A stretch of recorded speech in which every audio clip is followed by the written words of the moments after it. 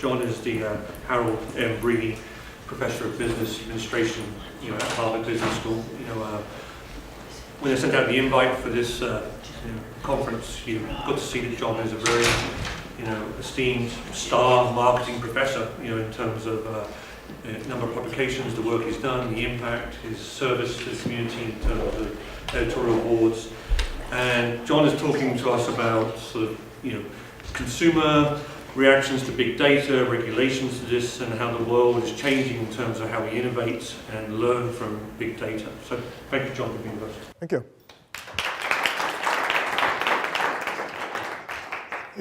It's certainly thanks to Leyland for the invitation, and thanks to Vancouver, which is just the most wonderful city in the world. Leonard and I both lived in the second best city in the world, which is Cape Town in South Africa. But everything that Cape Town has, Vancouver has, and just a little more. Yeah. So it's wonderful to be here. This talk will be about a project that took place the summer before last.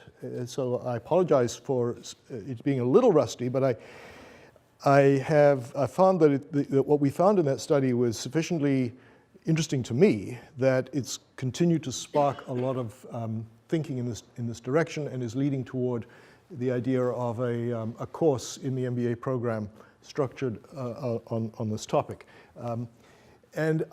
Just to explain why a course might be appropriate for this topic, I want to draw an often drawn analogy between data and oil. So to imagine imagine there was an MBA program around the beginning of the hydrocarbon-based economy, and you kind of had a vision that this was going to change a lot of things. It was going to change transportation and heating and permit the production of electricity. All sorts of things would flow from it. And you knew that there were a lot of people in business schools, assuming they had existed, who would have wanted careers in some facet of that industry. Would it not have been appropriate to build a course that kind of laid out the nature of the ecosystem? And the parallel to data would be quite stark. You have you're prospecting. You find a source of data or oil. You require to extract that.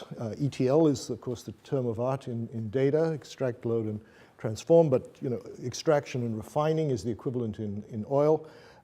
You create a variety of products from the raw material. Those products have to be taken to market, so you build a distribution system. You have gas stations, you have brands, and so on. And then, of course, you have pollution at the end, which in data we have in abundance. So we can sort of visualize how a course would construct that value chain, and that was part of what initiated this project. The focus is not on all data.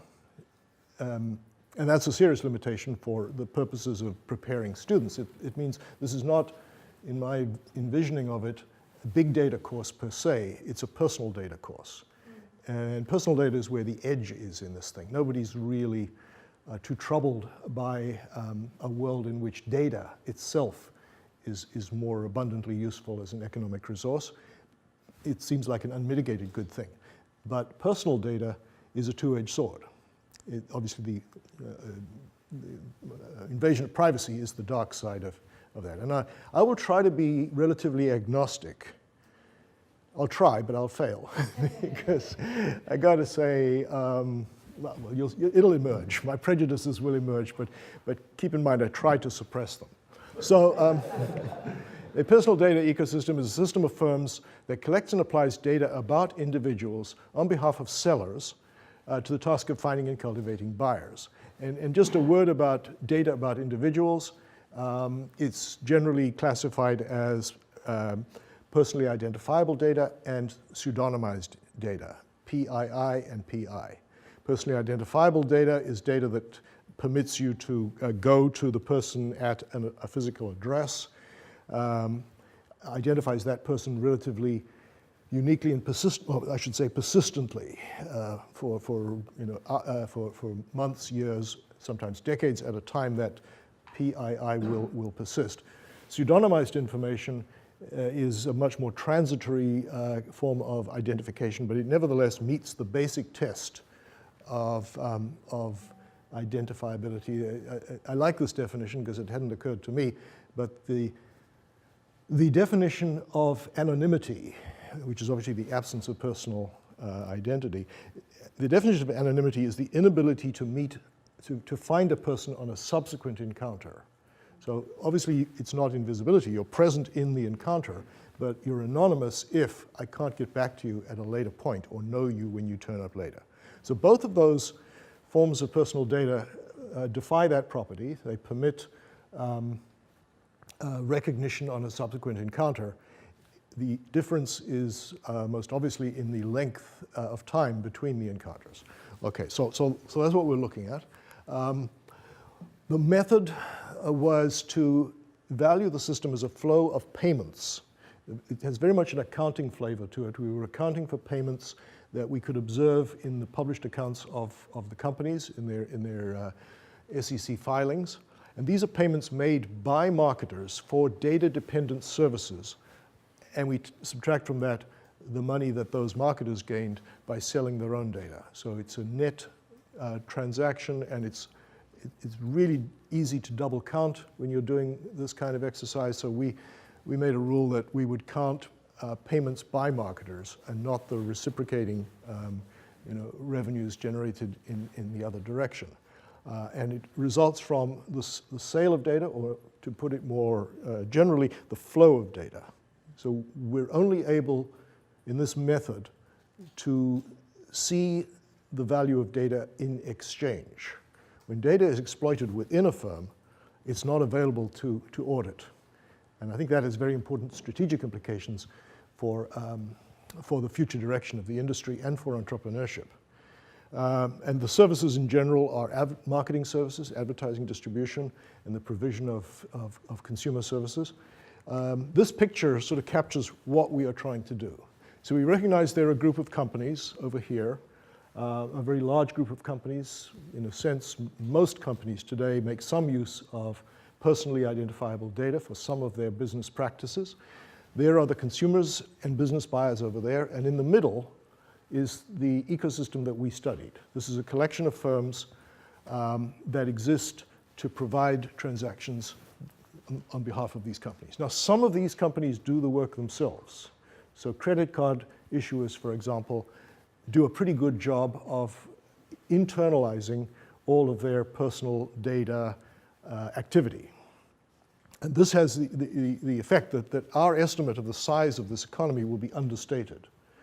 But we don't think by all that much, because a lot of the firms here do like to buy services out. And if they don't buy the entire service out, if they don't literally bypass the system, then they at least purchase some significant part of the material they need in order to be able to reach their consumers directly. Even credit card companies are major customers of companies like Axiom and Experian.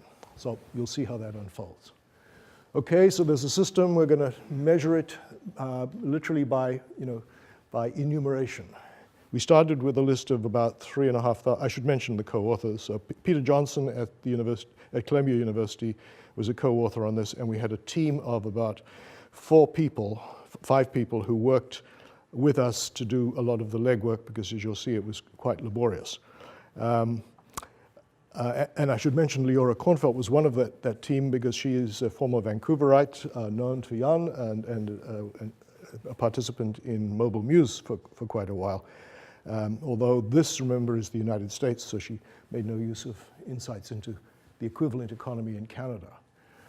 So we had this team enumerate all the companies we could think of that could possibly be in this ecosystem. We came up with about 3,500 companies. We did a lot of this by what are known as the Lumascapes. Some of you will know the Lumascapes. I'll show you one of them. We literally created a spreadsheet of every company mentioned by Luma, which is a VC firm that does a lot of trades in this area. And then we looked more carefully at those, and we found that about 650 really mattered. partly as a function of size and partly by a function of the likelihood that they were doing significant work with personal data. We took the 650, identified 60 of them that were in some sense representative, and interviewed the 60 on the telephone. And then we tried to develop rules based on those 60 that would generalize to the 650. The result of this study is the conclusion that firms spent about $156 billion in 2012 on marketing services that could not have been performed without individual level consumer data. Or, to be more honest, could have been performed in some fashion, probably at much greater cost. So I think you'll see that the general effect of using personal data is to produce efficiency, to be able to achieve the same results with much less of a scattershot approach to the marketing activity. Now, is 156 billion a big number or a small number? We didn't know, and I'm not sure we know to this day. Nobody really seems to know how much money is spent in America, in the United States of America, on marketing. There is a CMO group organized by Christine Moorman at Duke University, and she does a survey of her members and comes up with an average of about 10%, 11% of revenues of her member companies being applied to marketing. This ranges from 2 to 30. It's a very dispersed number, so it's not clear that it'll generalize that well to non-members. But if we took that sort of 10% as a rule, we come up with an answer that the US spends about $1.2 trillion on marketing, which I think of as a kind of a deadweight loss, actually. Despite my having made a living as a marketing professor, and despite the guilt that makes me feel, it's generally the case that if things worked well, you wouldn't spend anything on marketing.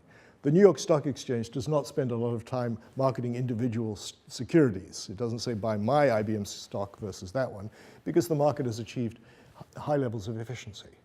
So in a general sense, the use of data, the use of perfect matching, will reduce both the denominator and the numerator. But for the moment, the conclusion that we would reach is that of all the work that we teach in marketing, about 10 to 15% of it is individual data dependent in a fairly crucial sense. So if you're going to regulate that activity, you're going to be putting a significant amount of economic activity under a heightened level of scrutiny. Is it growing? Or it's certainly going to be growing, yes. How much it will grow, I don't know. I think it peaks out at about 50%. It seems to me that personal selling will always have a vital role. I'm a great believer in television advertising. At least non-discriminating video display, whether it be on digital media or on broadcast, will be part of the way markets work for at least as long as I can visualize, because it's so tremendously powerful, and because there are certain kinds of communication that are just a lot better done using the devices of television than the one-to-one style of marketing that we're focusing on here. By the way, I'd much rather take questions and disagreements, and particularly disagreements, as they come up, and clarifications, rather than have questions at the end. So just feel free to butt in. So we're as somebody put it the other day, we're just exiting the adolescent years of the internet. It's 20 years old or whatever it is, maybe 25, depending on where you start counting. And it's been a gawky adolescent, and it's now becoming a violent and disruptive early adult, causing a lot of dislocation and disruption to a lot of other industries, most painfully newspapers, of course. But it has a long, long life ahead of it. And most of what's captured in this thing is a snapshot of the creature at that moment in its development. Okay. We looked at the ecosystem and we sliced it into a kind of a supply chain.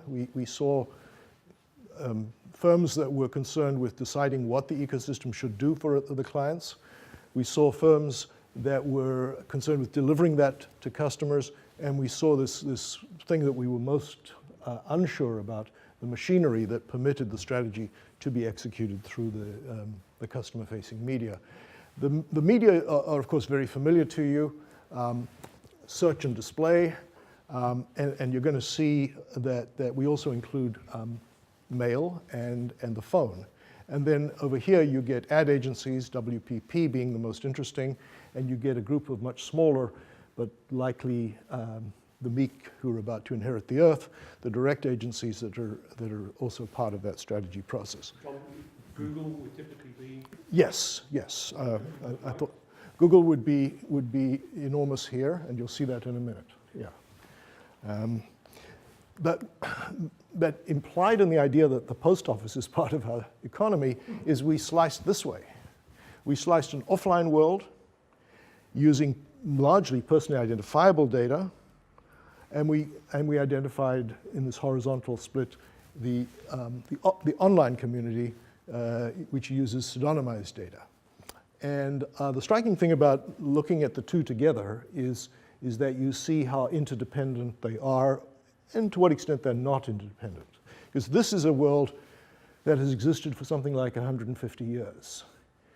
Montgomery Ward, early catalog retailer, it's pretty mature. Its practices are embedded in our culture. We know what it means to get junk mail. We know what it means to get unrequested telephone calls. We have shut down the most obnoxious of those. Australia has managed to shut down unsolicited direct mail. I don't think that's going to happen culturally in other parts. But we know what we can do with these threats. This is where life is very, very unfamiliar. This is where, we're scared. Does the online ecosystem also use personally identifiable data? Well, give me an example. Well, I get personal emails from companies. So they obviously have an identifier. They know they're talking to me at my email address. So we classified email as, it may seem, I mean, it's a problem, yes. But we classified them here. Oh, I guess the word offline was... Exactly. You're quite within your rights to, in fact, you're just reading the common sense meaning of what I wrote. But we treated email largely here for this reason. So if you look at where the data is coming from, there are two radically different systems. So perhaps the word online, offline is not the sharp distinction, but source of the data is the sharp distinction. So this is the world, as I say, that we've been building over 150 years. Largely, actually, the data comes from the government. It's the Department of Motor Vehicles, postal change of address, the Registry of Real Estate Titles. All of these are handed out by the government for compensation and form the basis of lists. Then there are a few commercially based lists, magazine subscriber lists, bank records, merchant files, etc. These are aggregated into lists, passed through list brokers, and become the basis of this ecosystem. And then there's this new world, something like 15 to 20 years old, in which the opposite is happening. There is no assembling of lists. It's rather like a spider sitting in a web waiting for the fly to come in. And when the fly comes in, the fly is identified through a set of ways of identifying that this is not an anonymous visitor, but can be recognized on a subsequent encounter. For example, their cookies, their mobile passive device fingerprints, and so on. So all of those. So you see the radical difference. Here we can decide who we want and buy the list. Here we can't decide, and we have to simply grab them when they arrive if we want them, or not grab them if we don't want them. Into that perfect system comes a set of industries that have been built up to link the two systems. So at this point, the PII distinction starts to crumble to a degree. And this was noticed by the Federal the Federal Trade Commission at the beginning of 2014.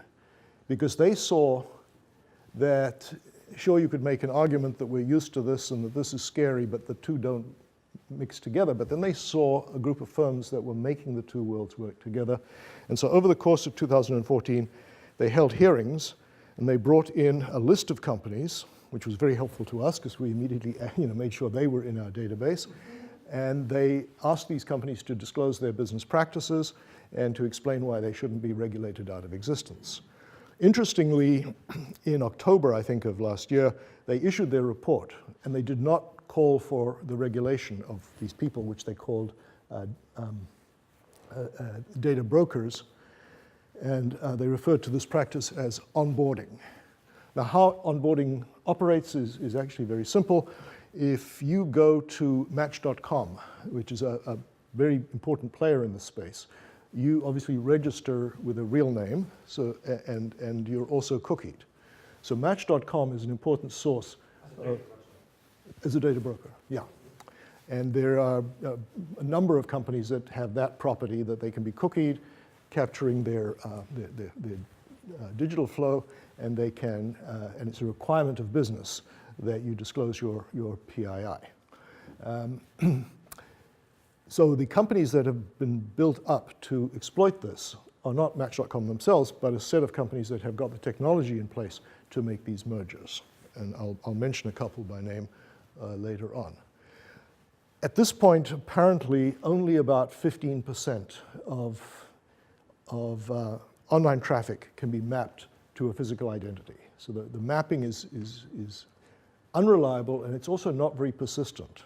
So the value of a cookie that links to an address apparently is about $15 per name, not per thousand, but per name.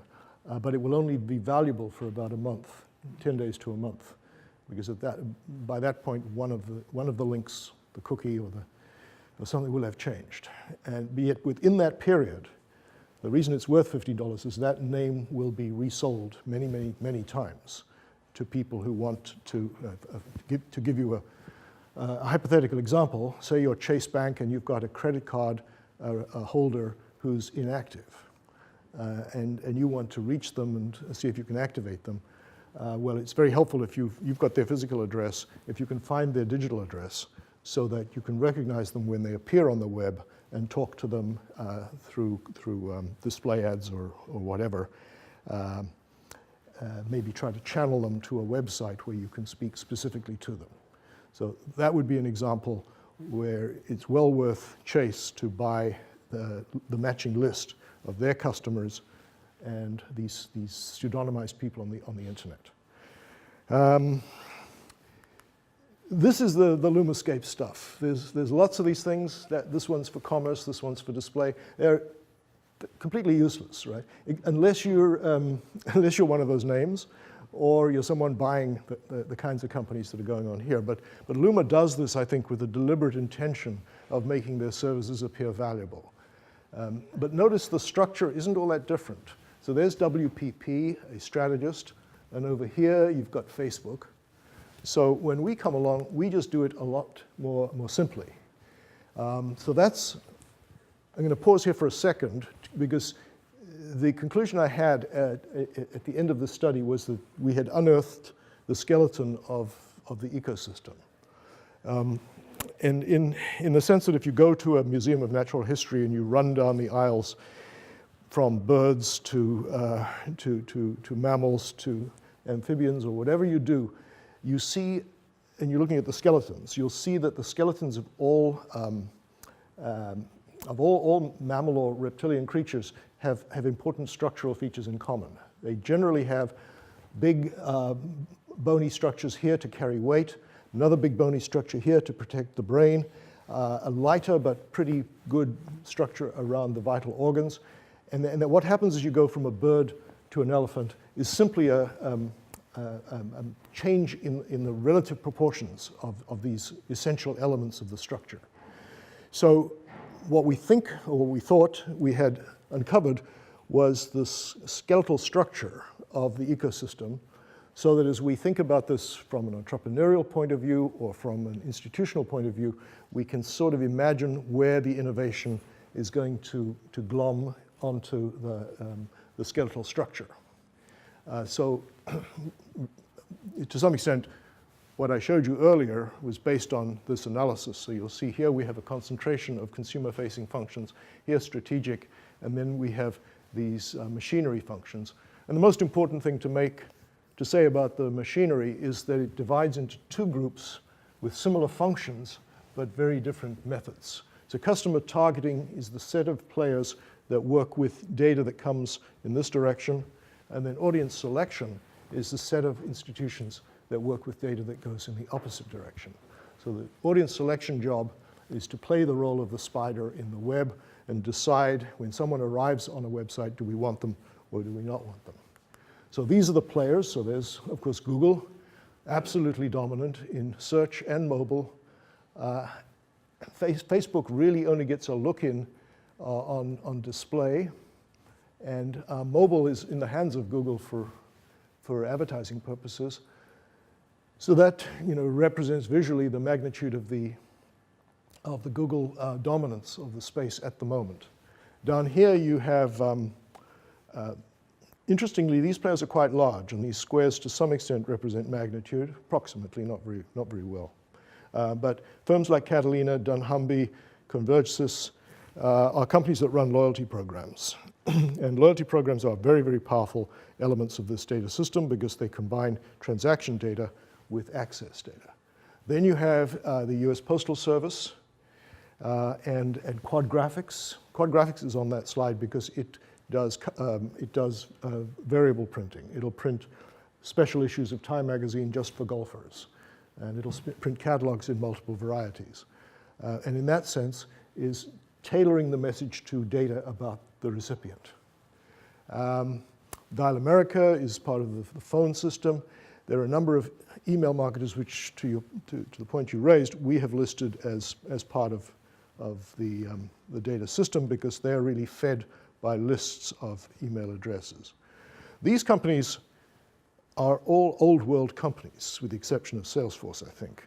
So Axiom's 80 years old, Experian, similar sort of age. Earthlink is a product of the internet era. Hart Hanks is a very old company. It's the largest mass mailer in the United States. So that's who these people are. These are generally much newer. Companies like Blue Kai, we'll talk about some of these as we go on, are companies that are highly entrepreneurial and have come into being largely because of this new, the demands of this new information flow process. Then there are a few other functions. We include UPS because it's like the US Postal Service, has a lot of potential. Nielsen is a measurement company. There's a commerce play that's important. Interestingly, as we then put numbers on these players, we found that there was more money in the physical individual level data economy than in the digital. And that's probably not going to change that fast. But there is a big group of players, notice I've listed them more like at the strategy end, who are in both areas, who are essentially choosing, do I make my play to the consumer market by the old world or by the new world. And these are the relative magnitudes that make up those big numbers that I just showed you. I think a good way to make vivid the similarity, the correspondence between these two worlds is to compare Google to the US Postal Service. In a way, a post office is really just an extremely slow server, where Google will deliver you a person in a fraction of a second. The post office will deliver you a person in 2 to 3 days. So it's curious that in terms of contribution to this ecosystem, they're of about equal value. They each come in at about, if you add up all the Google elements, you're getting to 21. Post office, when you subtract out Quad Graphics, is at about 28. Could you just tell us what that number actually means? This is the sum of payments made by people outside the system to these players for services rendered. Per contact? Per year. Per year. These are billions. Yeah. And so for the post office, it's not the total revenue of the post office, it's the amount of first-class commercial mail, It's second-class commercial mail, not first class. So anything, if you receive a communication that's to the resident, to the occupant, not counted. But if you receive something tailored to you, with your name on it, is counted. And the chances are, increasingly, that something that's coming to you personally may actually be informed by things that you did here. So there are coupon programs that are determining the envelope contents based on evidence of transactions. So that is, crucially requires the personal name and address. Len? No. Okay. Yeah. I was wondering about vertical integration. Does it exist? Is it allowed? Is there more in the old economy or more in the new economy? And by vertical, you mean in this picture, horizontal. Yeah, right. Yeah, exactly. When I said I thought I'd found the skeleton, increasingly over the year and a half since we got that structure, we have seen these roll-ups that are blurring the structure. I actually have a slide that will put some numbers on some of these things, but it's a very important point and speaks directly to the innovation theme which underlies my reason for presenting this to you. So what are the implications for someone trying to start something up? Hope.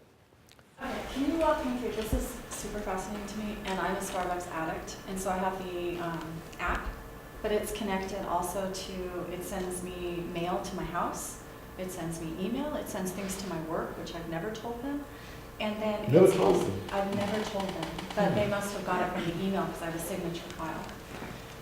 And then it's also telling me about coffee makers at home, which I would have thought might be a cannibalizing technology, but the only place that I've done any coffee behavior would have been with this app. So how does it, how do they integrate? Because some of these are hitting several of me and returning it to me. Do you know? So Yeah. So you could say that you told it everything it needs, and so it's not using the personal data ecosystem at all, because you just told it and it's just acting on your requests, and we wouldn't have counted that. But the chances are it's in here, that it's being managed by a third party, and so that third party is coming back here and looking at targeting information. So it's gone to Axiom. Axiom knows 200 things about you, so the story goes. It's got a file with your name in it, every name in the United States, and next to it 200 fields of activity. It knows if you have a pet, how many pets, it knows if you're married, it knows the value of your house. It's got a pretty good idea of what you earn. As the Axiom people said, because they're trying to run their business in a dignified way. They don't want to be regulated out of existence. And they said, so we tell you what we know about you, but what we find hard to tell you is what we know about you can tell us what you don't tell us, and you don't know that we know about you. So they have an algorithm that will predict your household income to within 5 to 10% of accuracy, using many of the fields that they're willing to tell you they know. So if you have a dog, up goes your income. Some of the street people to the contrary. Most people who have dogs, well, those dogs have people, but among people who have dogs, there's a measure of, then there's your zip code, there's a variety of predictors that can be used to determine your income, and people would in general not be relied on to report income. So can I ask one more question? So I know, because Alden Lee is on our board, and he's also on the Starbucks board. So he told me that they're sharing information with Fitbit and Nike on fitness. Really? Yeah, so is that captured in here too? Well, let's see, if Fitbit, if Fitbit sells to anybody, and we're able to see any evidence that they do that, yes, then Fitbit's sales of personally identifiable data are known, yes. Fitbit's not in this sample. In fact, there are no biometric data gatherers, largely because it wasn't a big deal. I've got to say, although I think the structure is relevant to innovation, our cutoff threshold was $1 billion of transaction revenue. Since we got to 157 billion, we were getting into rounding errors if we took anything smaller than $1 billion. So there are a lot of little companies that don't show up in our spreadsheet, that aren't in the 650. But there's pretty strong clues as to what is the value of Fitbit's data. Yeah, exactly. Yeah, Alden said that it's because found a connection between people who drink coffee, expensive coffee, and people who are fitness enthusiasts or who monitor, and so they're sharing this data. Precisely, yes. And I would imagine that work was either done here by the strategy thinking people, or conceivably by someone like dunnhumby. And that's, to your point about integration, that's what's making me feel uncomfortable about my structure. Not about my process, but it was reassuring, consoling to think that we could locate strategic thinking at the front end of a supply chain. But we're finding sort of embedded intelligence all the way down the chain. So since the study, I mean, this is the slide I refer to. Look at what's happening. So Alliance Data, which is a big loyalty program company, does airline frequent flyer programs and so on, actually does Air Miles Canada, I believe, yeah? They're the owner of Air Miles Canada, which we didn't count because it's not in the United States. They just bought ValueClick, which is in, so I've got a little quote from the press release. But ValueClick changed its name to Conversant because it was getting out of the ValueClick origins of the business. And they make the point that Alliance Data focuses on direct mail, loyalty programs, airline miles programs, catalogs, and well, if you ignore digital, everything below the line, whereas Conversant is on digital marketing like search, social, and mobile. So what that acquisition does is it pulls these two together. And as somebody on the board said, it bulks up Alliance Data in digital marketing, which has experienced the fastest secular growth. So they call it a $400 billion marketing spend, but we think that's overstated. We think it's closer to 150. Then you get Facebook buying LiveRail, which is a video delivery system, so that Facebook is now the second largest deliverer of video, and all of it individually addressed to particular Facebook members. Yahoo does a parallel purchase of Brightroll. Oracle buys Datalogics.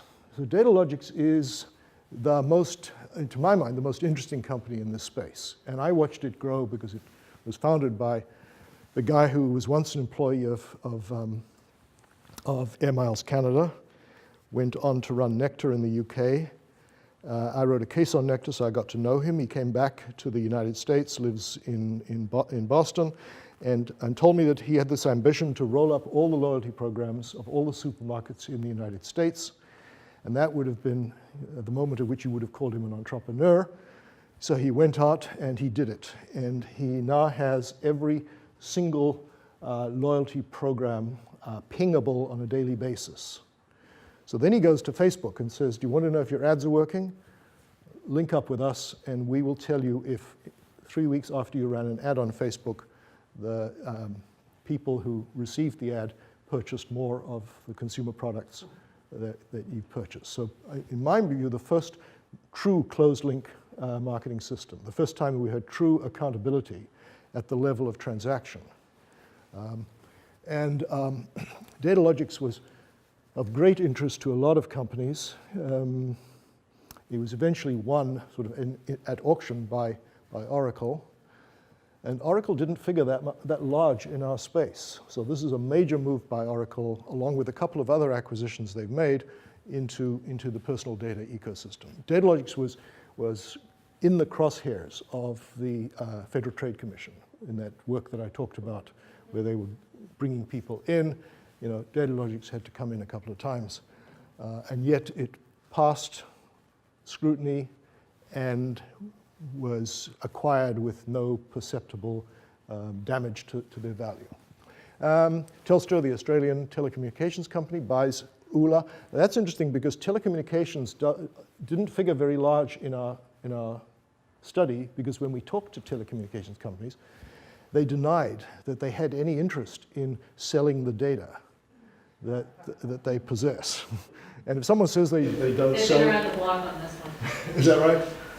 Well, telecommunications, yeah, in general, right? They're very skeptical of any form of regulation, so I'm sure they would deny it. But do you think they're not telling the truth? From a Canadian, well, I don't know about a U.S. perspective, from a Canadian perspective, for sure they're involved in data. So do you think that their chief financial officer knows that in that top line revenue is a big chunk of revenue that comes from selling data? Because that's our test. Are you hiding money that you made from selling data? One of the things they'll say is, oh, we use it ourselves. We obviously monitor our own direct marketing efficiency. Well, that's fine. At least it's not fine. But it means that it's excluded from our number. Yeah. But it's when Do you think they really are just using it themselves, though? Well, that's if you could find a way to help them to sell it without appearing to sell it, that would be a great entrepreneurial opportunity, because they know fabulously important things about individuals. Yeah, it's that kind of thing.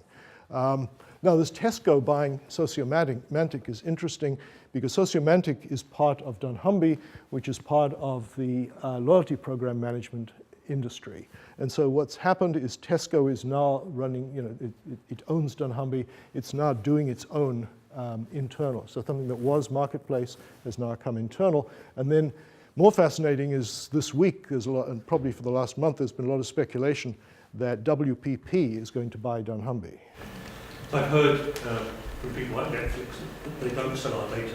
Do you have any evidence to I'm passionate about Netflix, and so I'm just curious. I hope I'm not going to destroy my knowledge of them by telling me that they do some idea. Well, let's say they did. What would you then feel? Would you change the movies you watch? No, but I would just have a little bit less respect for the company, which I feel almost does, no evil, like in terms of because it's no adverts. No, it doesn't do adverts. Yeah. And so, and they did claim that they don't actually sell the data about what you watch and how you watch those. So I just wondered if you had, if it was. So if they came to you and said, look, you've got two choices because we're broke. Either we can advertise inside the movies or we can continue doing what we've been doing, which you haven't even noticed. Which would you say they should do? I think carry on. Yeah, okay. Right. So, I mean, that literally is the trade-off in many cases. If advertising is the solution to respecting privacy, or no, actually, it's not that simple. No, but we can advertise, or we can sell your data, and we can do both.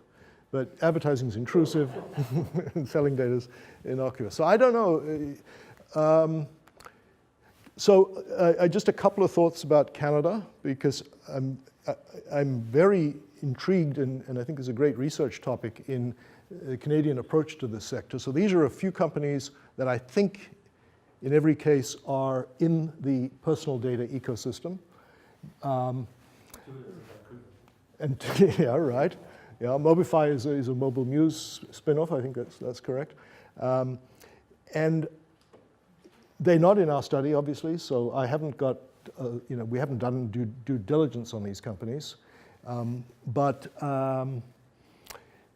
the researchable question in my mind is the extent to which these are publicly funded versus venture capital funded. And I don't know if anyone's looking at that question, but the startling natural experiment that occurs across the Canadian-United States border is the very large role of state and local funding in getting people off and running.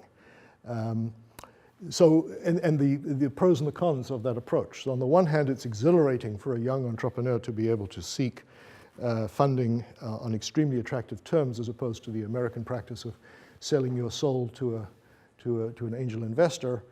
On the other hand, right now, Radiant 6, which must have been a perfect example of public funding, then got acquired by Salesforce, handsomely rewarded the public funders who then cashed in, but is now laying off people because as part of Salesforce, its staffing requirements aren't as great, and is now being sued, I think, or at least no, it's being thrown around as a political hot potato by the opposition politicians in the province. Is it Nova Scotia or I think it's Nova Scotia, because they got funding on the basis of jobs that they were creating, and now they're laying off the jobs less than a year later. So that's the thing that doesn't happen with VCs. They just put you into Chapter 11. It's painful, but it's over, and you don't have the political ramifications. Hootsuite, which is a pretty substantial player in this space and would certainly figure on our list if we'd included Canada, was totally VC funded, as I understand it. Somebody may disagree with me. So Plenty of Fish is my favorite example, which we've followed since its inception. And it's the worst dating site in the world. They don't even bother to fit the faces onto the pages. They stretch them. If your picture's not the right shape, they just stretch them. You look like a lunatic. But their business model is essentially that you go there, it's free, you sign up, you get used to being in the dating space, you get no results, so you move to Match.com. And so they are essentially an affiliate marketer for the dating industry. They make a lot of their money selling leads. When they started up, he has a case study at Microsoft because he used some sort of database which just grows, it builds itself. So, and his only customer was Google Ads. And as you said, he advertised his competitors, Harmony, Match, that's all he did. And so no VC money, and it was free to use, free to advertise, free to watch, and it just grew. It was one of the biggest websites in Canada. Isn't that beautiful? And all he did was provide channels to his competitors. It's like you make a really bad soda, and you sell leads to Coca-Cola. Rescue this person from this appalling service, which I'm... One of the data points we had a few years ago was 10 million in revenue for one employee. Yes, right. And the latest investigation, 66 employees. I thought when we went looking that he'd have disappeared, but in fact, he's flourishing. So, crazy things. That's what I love about Canada. You do things we sanity would not have dictated. That was a smart thing to do. Anyway, how am I doing? So I'm more or less finished. I have some examples, but they're more sort of related to what I would teach. Yeah. How does, in terms of mapping the ecosystem, Yeah. since there's so much change, how often does it need to be updated? What can a mapping it do in terms of our knowledge of it? Yeah. That's really troubling me in the last 3 months because I'm now pretty actively building the course. I would imagine the course would start with a picture like that. We'd then look at, for example, Salesforce.com and its acquisitions, and we'd ask ourselves, what's the game behind these acquisitions? And the skeleton model falls apart at that point, because now you're saying, I think the skull should get so big that the skull envelops the whole body. And then we don't need bones for the arms and legs, but we just roll around. I don't know what the right metaphor is to account for the industry that I see emerging since the time of the study, but I think that can be a worthy project to investigate. And it could be that from an entrepreneurship point of view, you still have to think of yourself as providing strategy services or consumer-facing services, or just to show you, you're probably familiar with programmatic ad buying. So I go on the web, I visit New York Times. New York Times has a little ad server on the side, and the question is, which of these ads should they serve to me? And the answer lies in a bunch of candidates who want to be the ad, who go to an ad exchange, which looks at a supply-side platform, which is like an information center that uses this thing called a data management platform, which collects information from the bidders, from the seller, to decide who should win the auction. And based on the knowledge then of who this red blob with white eyes really is, one of these players will win the auction, and that ad will be served by the New York Times. And all of this happens in about approximately a quarter of a second, so that the page that is assembled appears to be a single page, but in fact comes from two very different sources. All of the components of that structure started as entrepreneurs. So Blue Kai was sitting in here. The demand-side platforms were sitting in here, and slowly and inexorably, these individual entrepreneurial endeavors have been soaked into the work of Google and Facebook and Yahoo and AOL and so on. When you read the story of Google and its success, I assume that Google did almost all of this at one point. It was more integrated. But what you're saying is that the success of Google was also dependent on lots of other startups who actually provided these sort of services in the background. So I assume that Google did most of this itself. That's the way I would imagine the story should be told, yes. That Google starts as a search algorithm, trying to provide it as a third-party source to publishers, eventually realizes that the publishers aren't that good, discovers paid search through borrowing the example from Yahoo, then slowly begins to realize the need for this, this exquisite high-speed, spider catching flies as they hit the web kind of an infrastructure, and that's more or less how it's gone. So yeah, so from an entrepreneurial point of view, you still need the articulated structure of the industry, but you anticipate that that structure will integrate over time. This is Facebook using data logics to work out whether ads work in supermarkets. An interesting question to me is why Walmart doesn't have a loyalty program. And if you use a service called Ghostery, which I'm sure some of you do on your browser, you will see that when you go to Walmart's website, all these people are watching you. Ghostery tells you all these people are interested that you've dropped in. And so that allows for a structure like this to take place in which many of the benefits of a loyalty program are provided without the need for the loyalty program.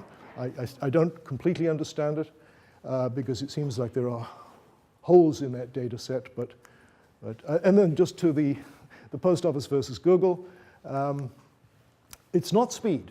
It's not that the post office takes 3 days and Google takes a fraction of a second, because people are spending $2 to $3 per contact with the post office and fractions of a penny with Google. So that means that at the margin, the two are performing equally well. The ROI is both. So it's not about speed, it's about the ability to detect response. And I'm contending that the post office is selling inputs, Google is selling results.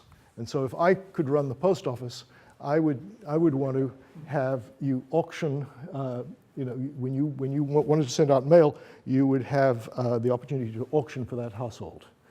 And you would set price not per input, but per output. To do that, you've got to measure whether someone's opened the letter. So there's a major invasion of privacy, but you can see the enormous economic implications of so doing. So if I could say, I will pay you only when someone opens the envelope, then many of the benefits that Google has generated would apply to the post office, which, based on the $2 versus fractions of a penny principle, must be a much, much better marketing medium. I mean, what you get from opening an envelope, reading a catalog, absorbing the stuff that's now in your house is vastly greater than the benefit that the same firm would get from being clicked on the column next to a search result. So I said this was about privacy. I think I've set up what my prejudice is, but just a couple of factual observations. The contrast between Europe and America is very, I think, very important. The USA doesn't have a universal principle. The EU exactly does. It issued a directive that declares a fundamental human right to privacy. The USA has sector privacy restrictions, so there's HIPAA in healthcare, there's financial services, there's may not advertise to children. And these things allow, for example, my son is involved in a product that sells to children. He has defined his target market as children over 13 because the law told him that he would be in real trouble if he tried to market to children under 13. So his economic decision is constrained, probably in a counterproductive way, by privacy regulation, but nevertheless is very different to what would operate here, where he simply couldn't be in business at all. And then, so that I think is a sort of a studyable issue. Are we better off to have the EU data protection supervisor says we share the same basic idea of privacy, but there's a huge deficit on the US side. I think, on the contrary, personally, I think on the contrary, there's a huge opportunity on the US side, which is why Google and Facebook developed in the US and not in Germany or the UK. So without a blanket right to privacy, US technology designers have to live within a space between free but intrusive and paid for but private. They have to navigate that space where in a more universal regime, there would be no possibility of negotiation. So I think this is my last slide. I think we have a long way to go with respect to privacy and legislation. I think it's important to consider the impacts on entrepreneurship, the impacts on the economy, the impacts on the use of this new fuel for industrial development, without a fairly liberal privacy regime, a lot of the value of personal data will not be achieved. Nevertheless, there will be regulation, and I think that regulation will find it's much easier to stop people trafficking in data than it is to stop them owning data. So internalization of data effects sort of flows directly from that. If I can stop you, selling marijuana, that's one easy thing to do, but I can't really stop you smoking it as long as you do it in the privacy of your home. I think the same applies to data. And as a result, it's more likely that large firms will acquire startups and therefore internalize those data flows than that startups like Google will grow to become large like Google. So I think the days of, Google's pretty well ensuring, okay, we got in to the market, now let's make damn sure nobody else gets into the market. So last comment, innovation lies in the hands of those with the best data, the best analytics, and the imagination. The freer the environment within which those forces can operate, the better for entrepreneurship and for the economy. So I think I've managed to avoid having to deal with any questions, so thank you. Thanks very much.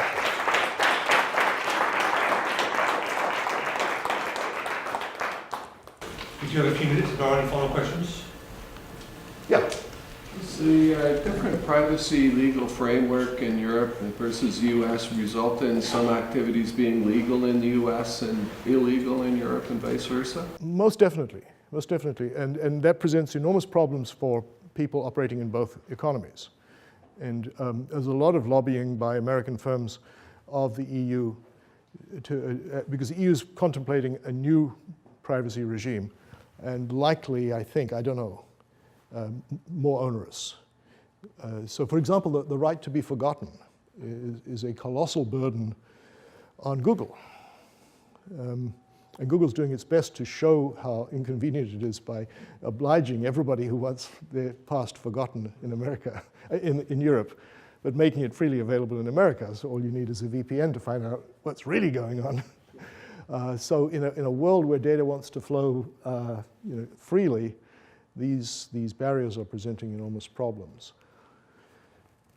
I don't know. Yes. What are your thoughts on the role of cities in all of this? I know, for instance, Vancouver has talked about releasing a lot more data available. It would help social science research. It would help them in terms of so a lot of cities have seen that if they release data, entrepreneurial young coders will use that data in interesting ways to help them optimize how the city could be run. So do you see that, I don't know, just in what you're seeing, are you seeing sort of interesting data sources come up as well that we wouldn't think of?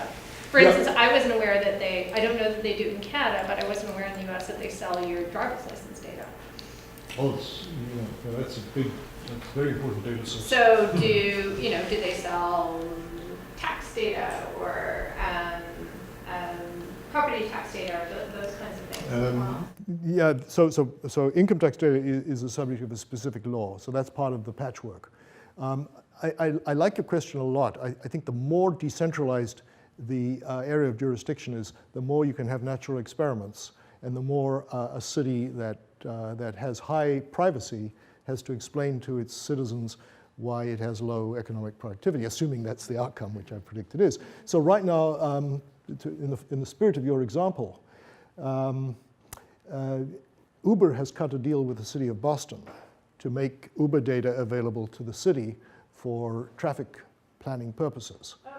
Simultaneously, practically simultaneously, the city of Boston has agreed to write rules and regulations governing the licensing of Uber drivers. Simultaneous with that, taxi drivers have sued the city of Boston for devaluing the value of their medallions. So all of that's happening as a nice local experiment. If that were happening at the federal level, I guess it would just get kicked under the carpet. But now we'll see how that unfolds. Uber's going to watch what happens there and take it to other cities. It's a great experiment. Yeah. Of course, the value of Uber's data on traffic movement is much, much less than the value of the combined taxi driver industry. So there's an example of centralization proving to be quite valuable. And I just wish the taxi industry would see that. And instead of responding with litigation, respond with entrepreneurship. Someone can roll that up. I mean, here in Vancouver, you've got entrepreneurs generally, this is the mobile news story, right? A company that tracks bus movements and feeds that into a central system rather than having the bus company do it and be dead right but 3 months wrong. So yeah, I read about a case, I'm not sure whether this is actually something you would have encountered, a company called Bridge, active in Boston, that is using personally identifiable data from a smartphone to build out its own fleet of buses and takes on the public transportation system. And so they have now buses going through neighborhoods because they know where people are at any given point and where they travel and how long they stay there. And the question was, what are you doing with that data once you have it? Is it really only for internal commercial purposes, or is it part of your value proposition for another customer? yeah. I mean, that, to Ian's point and to the point you've just raised, that's the problem, is that we can see economic value from the obvious uses of data, but we are not that clear about the secondary uses of that data. Yeah, so it's quite possible to be frightened of this new environment, but I don't know. You know, as far as I'm concerned personally, is you let it run and then you step in and squeeze out the excesses, because you don't know what you're giving up until you've let it run for a while. Okay, great. Well, thanks very much.